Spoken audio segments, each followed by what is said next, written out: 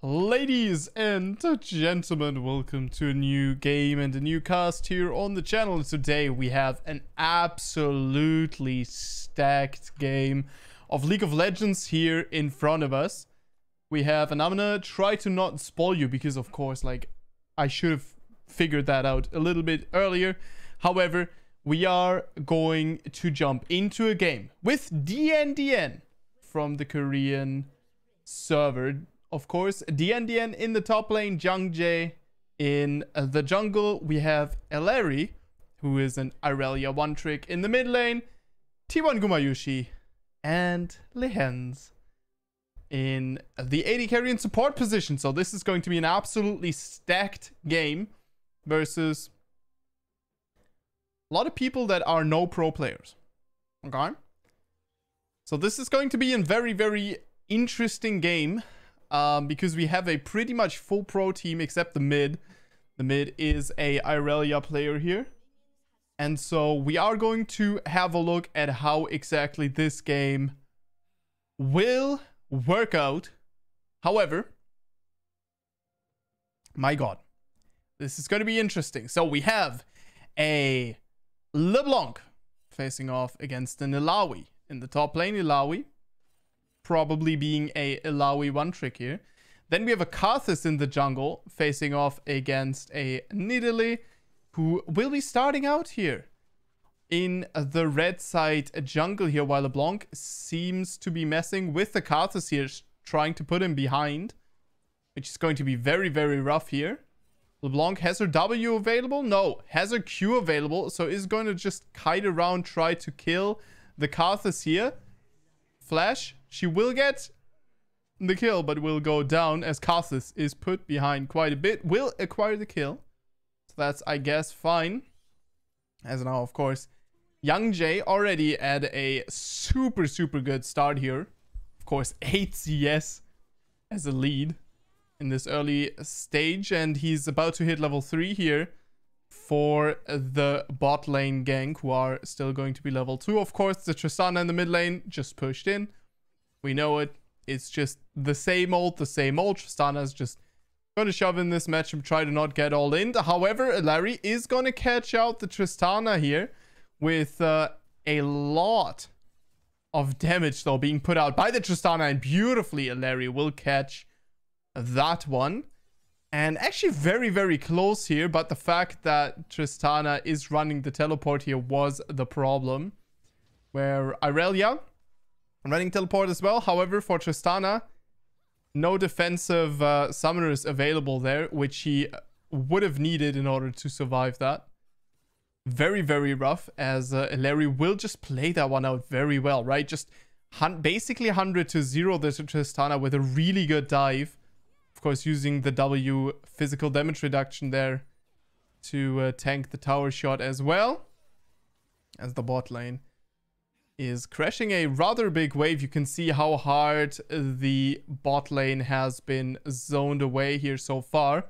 And we're gonna see whether or not, yeah, I'm expecting this Ezreal is gonna lose a lot of HP. However, the hook onto the Ashe lands. Lehens will go down, as now the bot lane is looking for the solo kill onto Guma. Guma pops the ghost, will get himself to safety as Larry almost finds another kill. And of course, the LeBlanc in the top lane has been taken down here by the Karthus, who now is 2-1. And the fortunate thing about nowadays jungle is catch-up is reasonably fast. Of course, Nidalee is still going to be very, very high in tempo. However, very easy to catch up to the Nidalee here as Karthus in comparison to some other metas, some other times, some longer times ago. Of course, now with the jungle changes, this is totally acceptable, as Gumayusi will get a beautiful bait here onto the Blitzcrank. Blitzcrank feeling himself very, very, very safe there. But he wasn't. Good bait here by Guma. As Guma did actually flash as well. So Blitzcrank and Gumayusi flashed them. And so far the Nidalee definitely in a very comfortable lead here. However, of course, not super far ahead at this point, as we have all the pieces on the board, because the Karthus is level 4. He is already running the Fiendish Codex, where Nidalee still hasn't spent her money and is going to work her way towards the level 5 here instead of recalling. Stay around the bot side here as well as Ashe. We'll have to be a little bit careful. Seems like Lehends is just going down here, but we'll see. As the Nidalee will come around for the counter gank, is going to land the spear onto the Blitzcrank only. Apply the red buff to everyone, and that is going to be 2 people getting caught out, as the Nidalee will flash for her life and will get out of the Karthus range just a second before he goes down, and so will get herself to safety. As in the mid lane, would appear that Tristana has been able to trade very, very well here against the Larry. Of course, once Tristana hits that level 6, it's going to be a little bit difficult to find a solo kill here onto her, as the Larry will keep that Tristana level 5 for a couple more seconds here. Just going to take him down. Again, tanking that. And I think that this matchup is so much harder once the Tristana gets her ultimate. But Larry, just with this super difficult, like, long range stuns, right? Seems to catch out this Tristana every single time, exposing the missing mechanics apparently. I mean, Larry is a nutty Irelia. So if you see him on an Irelia, this is pretty much like a pro player. As you can see that, of course, here, Gumayusi also very firm in the saddle of this lane. We have a 12 CS differential at this point, as Blitzcrank is going to look for a fight here, as Guma understands what's going on, looks for the kill onto the Ezreal. Ezreal just going to space that out, and Guma just goes down to the Karthus gank here. As Lehends is going to move into the top side jungle here of the Karthus. Karthus, of course, every single time he ganks, it is a trade-off for a camp here with a Nidalee in the opposing team. Nidalee Graves, these champions, at least, they are very proficient at fighting, and even when caught out in those situations, usually can get away, especially if you have an Illaoi in the top side who is kind of bound and tethered to the lane that she's playing in, right? So you're gonna be more than good here. As the Karthus, we're gonna see, might cross over into the bottom side here. This would show supreme knowledge of what exactly will be going on the map. He will just recall and hopefully not just make his way towards his topside jungle, but I'm expecting it, as Lehends now is going to create quite the lead here. Level 6 to level 6. So Karthus right now is pretty even off. However, now the Nidalee has hit level 6, and she's going to fast zoom through all of the camps here that are available, where, you know, the Karthus doesn't really have a lot of camps available to himself in comparison. And, you know, DNDN is living the life. He's playing top lane LeBlanc. I can respect it. Very good E here by Illaoi. Did pay for it with a couple of minions. Not sure that is actually a price worth paying, as a Larry is gonna last second flash on out of there. Get himself back to safety here. Just a second. As the red team has slain the dragon indeed. And this is looking very good for the red team so far, positioned with already a 1.5k gold lead here. Almost 2k gold lead. Very nasty. No, actually much more. Alright. Maths in a video. Always a good idea. So Ela King did manage to push that in. And as LeBlanc is going to be able to pick up the wave here. Does find herself in a pretty good position in this lane as well, even though it did get poked out.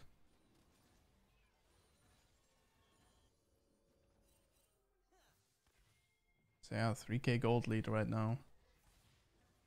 Absolutely uncomfortable, as of course more platings go down here, and the lead You can see it. You can see it increase. Snow Hook will land here onto the Ashe. It's very rough as... Ooh, Gumayusi looking at the Ezreal. Yeah. And it's not going to find the kill just yet. Has to flash on over. Ghost is activated. And this is, of course, the problem if you hook as a Blitzcrank. You don't really have that spell anymore. So Gumayusi beautifully calling that out and just taking down the Ezreal here, as Ezreal found himself in a little bit of a bad position and was forced to use that E. And that, of course, sends Guma the signal. Oh, wait, that means that he can't dodge my ultimate anymore. Uses the ultimate to catch him out there. Gumayusi very good at playing that aggressive style. That style that is so strong in the solo queue AD carry position. Larry moving towards the Nidalee and will get himself back the HP and will be alive. Very, very unfortunate for Karthus here. Not really a lot of damage available to the Karthus as well. Look at that. Ultimate just with a Fiendish Codex here. And level 7 to a level 10 Illari. So this is like actually not hitting any breakpoints. And you can tell how far behind this Karthus is, as he will snag that shutdown here onto the Nidalee. Very good. That's definitely what we're looking for, man. That is absolutely amazing. As, yeah. Illari is very far ahead here. Of course, has that Blade of the Rune King available to his name as well. Which is going to be very, very scary here. As the Karthus will, of course, find a punish here and take down some of Nidalee's camps. And the price is paid in XP and gold. As the Nidalee, of course, will bleed quite a bit of it. And Karthus is back on the curve. Very good. And you can see how quickly you can come back into the game here in nowadays jungle. As, ooh, Tristana will get herself to safety with a flash W. Yeah. And then just get smited. That kind of feels bad. That kind of feels like you shouldn't die to a smite. But, you know, it is what it is. As, of course, the Larry with that Nidalee in proximity is going to fish for that stun. Doesn't find it, unfortunately, as here the Ashe, aka Lehends, will be hooked into the tower. But that is all the blue bot lane can do here. Now they just got to move out of the way as quickly as possible as Nidalee.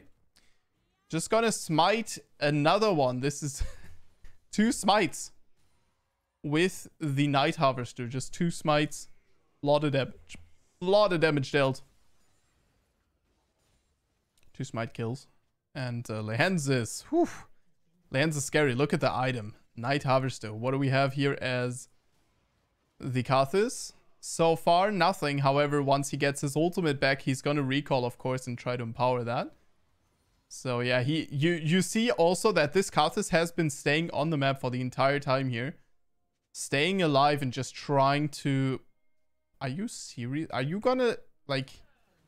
Mister... You need to recall. You have... Dude. This guy probably has... Oh my lord. And it was all for nothing. This guy probably has the entire Night Harvester in this item. Or Liandry's, which he's gonna go. Like, he's gonna go Liandry's here for sure, right? And he just stays here. What the hell? Goodness me. Okay, well. Seems like the blue... team support, aka Blitzcrank, is going to do a little bit of bounty hunting here. Has pinged the bounties. And might look at acquiring some kills, potentially, maybe. As now the NDN will also find the solo kill here. Onto the Ela King. Solo kill is always a little bit difficult to, you know, to say in this one. But yeah, I mean, it was a 1v2 solo kill, even. Right, so pretty nice. As Nidalee.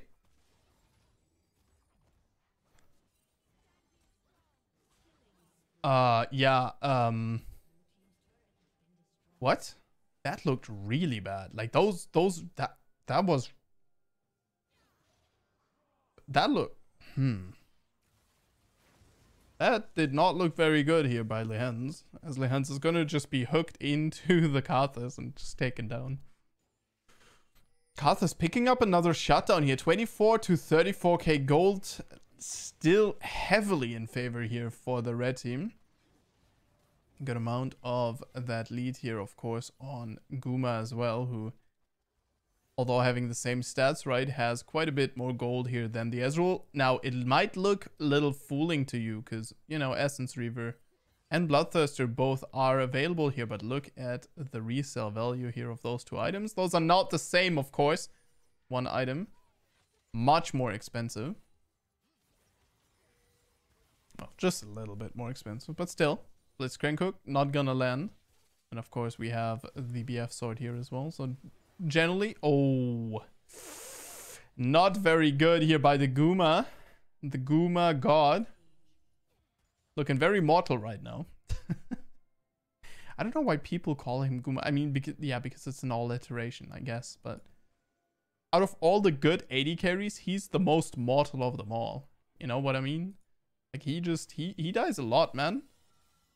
Doesn't mean that he's not scary, but whenever Larry clears waves as Irelia, it looks so weird. Whenever you like spectate it like this, and it looks so good whenever you look at his screen. I don't know why that is, but it looks so like stucky and weird whenever you watch a replay. Like, it's just one of these things, right? You just notice it if you cast like a million games, but it just seems weird. There's some things. Naughty. Lens will take even more money here. There's some things that you realize that are just where yeah, the spectator is not quite the live game, you know. It is, of course, very, very much similar, but it is not the live game.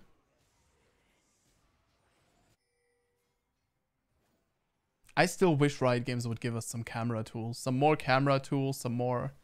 things that you can do here. Oh, that would be beautiful.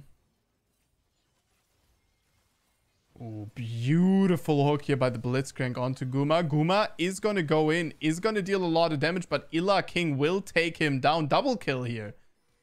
But still,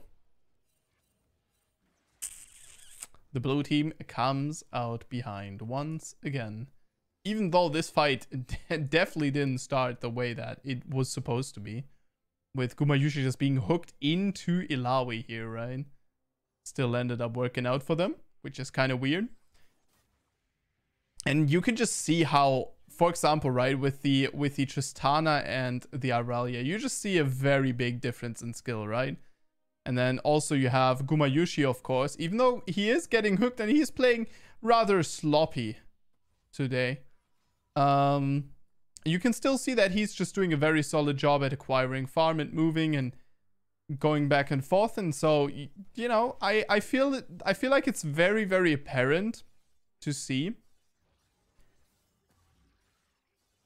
how the skill difference in solo queue just matters so much, and just the champion mastery is so super important, right? People just knowing things a little bit cleaner, knowing things are better breakpoints, like the Illari all-in, right? Where Tristana just wasn't aware she was dead there, and Illari taught her that she was multiple times. So now LeBlanc might be able to get herself to safety, or is gonna jump on out of there, but DNDN is gonna be taken down here by the Karthus ult eventually. Lehend's taking massive damage from that one. Makes sense, of course, as the Larry. Actually able to take down the Illaoi one trick here. With a supreme display.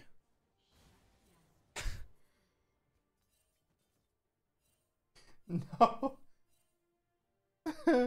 No, man. Why did I? No. Okay. Yeah, I jinxed it. Okay. Alright. As Karthus is actually sneaking in here into the dragon. Is gonna take the dragon. Ooh, Nidalee the spear. Not gonna hit. Karthus heisting away that dragon. Beautiful job. Is now Nidalee is hunting. The mark comes out, the flash, and that is a dead Karthus. This is Tristana now. Not going to be able to find the fully charged W here, unfortunately, and so I'm not able to follow up with the Nidalee.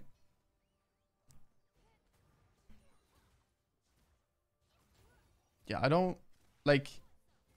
As Tristana, you just can't do anything against the Banshee as well, because it will always delete your E. But very good job actually as the Tristana here, punishing the LeBlanc that thought you could kill her but just wasn't able to. Very weird. What did LeBlanc do? Like, what happens there? This is actually kind of weird. Did we use our ultimate to gap close? It must have been, because there were not a lot of spells available. So W? Yeah. Yeah, we are. Okay. So the E misses, right? This is another W, the Q, and then you just don't get out the next W. Yeah. Okay. That could have been played a little bit better.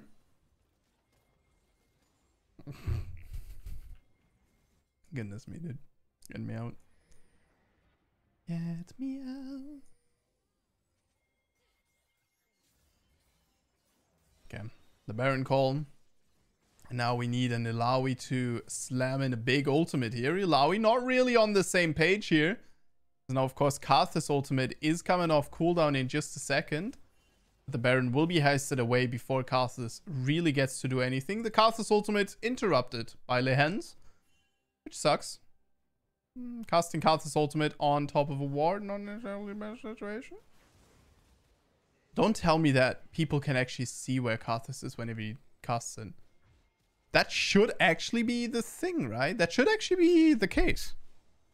Huh. I wonder. I have never paid attention to this. Maybe someone of you know.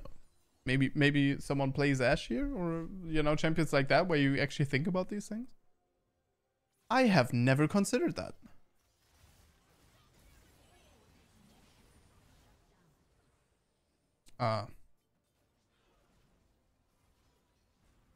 What did you expect? 3 people that you jump into.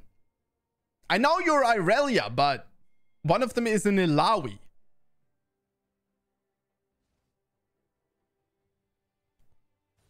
Huh? Irelia King will be going down here, as this game feels awfully like low elo, but it is a challenger game. Like, this is a stacked challenger game, of course. It's Gumayusi in the game, so the elo is like, you know, reasonably high always. But what the... It feels like such a fiesta. Like, I don't... What is the Larry expecting? Well, like, what are people expecting? Sometimes, dude, Irel King, aka Larry, right? Sometimes he's like a genius, right? Baiting people into traps and stuff. And sometimes you feel like he's all hands. And right now it's just one of those moments where you're just like, everything he did in this game so far is reliant on the fact that he can hit his spells. And he just does these things where it's just like, what were you expecting? Like, I don't understand. Whenever I stream, I have this joke, right? With these people that main champions that are so incredibly broken when ahead, like the Irelia, like the Master Yi and stuff, is that they just don't understand that you can't 1v3 like you could before the endurance patch. You know what I mean? Before the tankiness patch. And people just like run it down constantly because they're like, no. This is still possible. Of course, hard to say this for someone like a Larry, right? Because like he's playing so many games per season that he should know. But yeah, I mean, I do fall victim to this as well. Whenever I know a game's over, whenever I know, oh yeah, this guy has a lead and I know he's a good player, right? I do tend to lean back a little bit. I'll play it out a little bit more chill and, you know, have a little bit of fun. Do some limit testing. And just see where my hands take me. Instead of really calculating and thinking about it. It's hard to say, dude. It's so, like, this is such a problem with solo queue, right? Because it's super hard to tell what exactly the mental state of each player is at that point. Where in pro play, you know, people are on their A game. Optimally, right? And then, of course, whenever they're not, there's usually like some big controversy that's like kind of following it, and you kind of find out, right? In solo queue, just like, you just have to watch so many games in order to get a good picture of how good, bad, or what the tendencies of a player are, that it honestly feels pretty ridiculous whenever I like, and I you know, whenever I make these videos where I'm like looking at a player and like the first couple of games, really I'm just like, okay, seems like he's doing that, seems like he's doing that, but then I watch like, I don't know, 10 games and like 8 of them seem similar, and then the next 20 games I watch, like all of them look like one of the games of the first 10, and I'm like, what? And then you realize, like, you know, sometimes it's that they're playing versus different players. Sometimes it's that the patch has changed. Sometimes it's just like that they have a lose streak, right?